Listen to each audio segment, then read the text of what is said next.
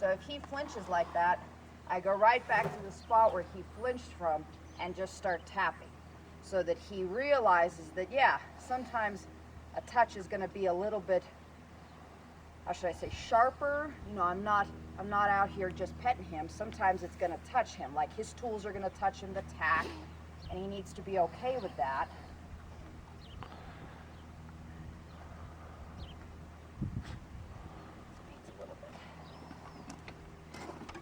Turned him out overnight on the one day that it rained, so of course our whitest colt is now not so white.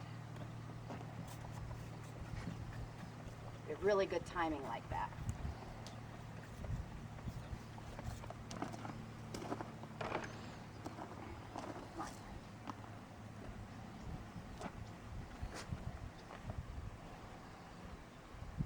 So if he raises his head, I'll kind of just direct it down, starting to teach him that when he's standing still, I'd really like for his head to be below his withers.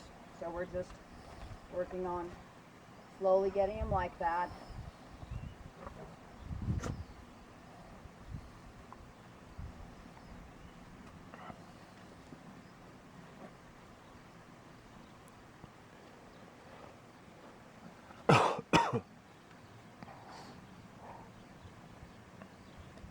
All right, good enough. I'll stop picking on him.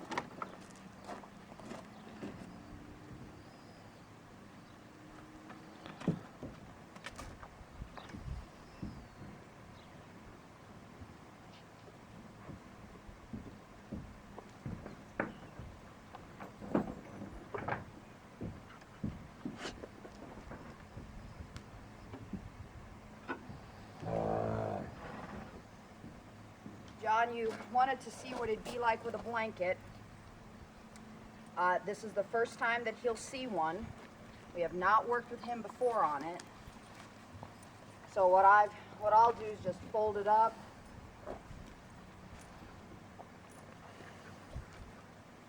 Bring it over. This is a little fly sheet. It's about the shortest one we've got. So he seemed to handle that okay. Again, he'll kind of flinch his sides away.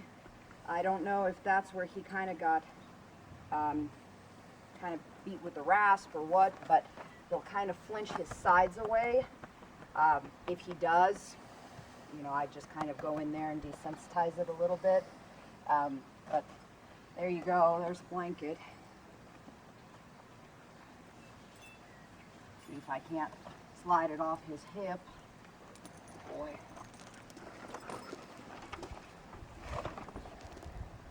Alright, so we've been using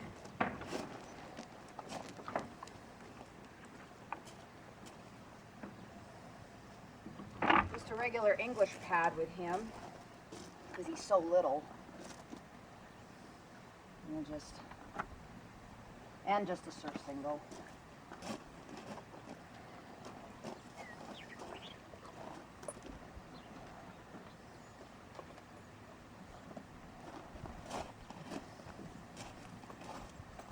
Something to get his belly, get it to start being used to the pressure on the belly and his chest, and where his girth will eventually go.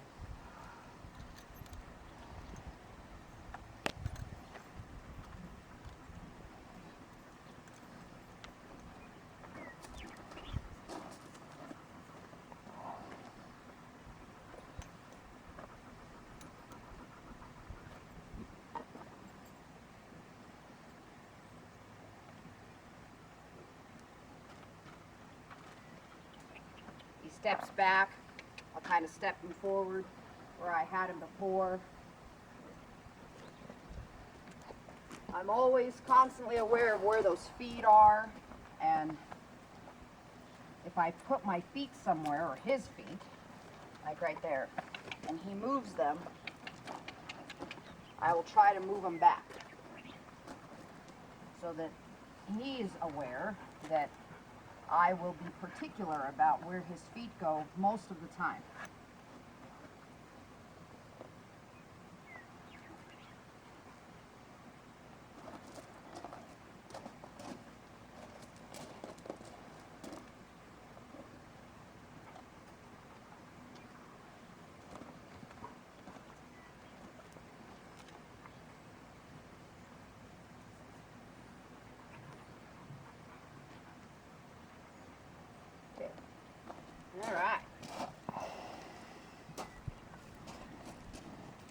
Lunge whip. He has been worked with a flag a little bit. With the lunge whip, it can make more noise.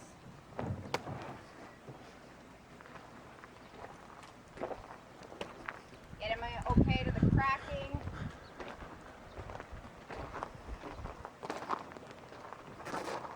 And of course it's touching him on all sides. I want him to be able to do this at the halt, at the walk, and at the trot. When we first started with him, he did not know how to walk in a circle at all. He would either stop or he would trot. So we'll see how he does today, but that was one of his biggest holes.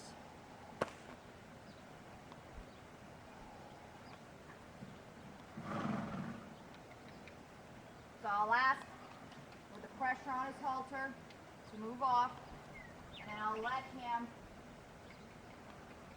move off in a circle around me.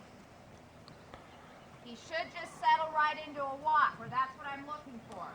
And then I'd like to be able to toss this lunge line, or lunge whip, excuse me, over him, kind of all over. His neck, his chest, his back, his hip, maybe even his legs if I can get my aim good enough for it. And his job is to maintain his walk. If he breaks in either direction, I'll help him. But other than that, it's if Daniel were on him right now, he'd be patting him on the neck and patting him on the butt. And his job would be just to walk. Now this is what he had major trouble with. As soon as he went into a circle, he thought he needed to go faster. We have not worked with him doing this at the lope, because with this colt, the trick isn't to get him to move his feet faster, the trick is to slow him down. So that's what we've really been working on. And taking things slow and easy and getting him thinking about what he's doing. All right. So this, flicking the lunge whip over him becomes like a pacifier. And that's how you introduce new things. So for instance, crack the whip and then immediately start flicking. Start throwing that lunge whip over the horse. It creates rhythm for him